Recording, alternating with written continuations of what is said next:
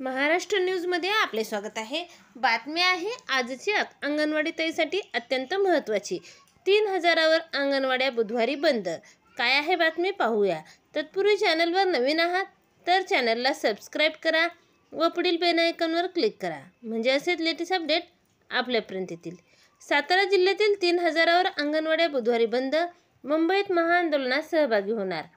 मानधनाऐवजी वेतन द्यावे, मासिक पेन्शन मिळावे यासह अन्य मागण्यासाठी जिल्ह्यातील सेविका आणि मदतनीस बुधवारी दिनांक 25 अंगणवाड्या बंद ठेवून मुंबईत महाआंदोलनात सामील होणार आहेत। यामुळे जिल्ह्यातील 3000वर अंगणवाड्यांना टाळा लागणार आहे। मागील 9 महिन्यापूर्वी सेविका आणि मदतनीसांनी विविध मागण्यासाठी 52 दिवसाच्या अंगणवाड्या बंद ठेवून आंदोलन केले होते। त्यावेळी राज्य शासनाने आश्वासन दिल्याने आंदोलन मागे घेण्यात आले। त्यानंतर आता पुन्हा अंगणवाडी संघटनांनी मागण्यासाठी आंदोलन सुरू केले आहे।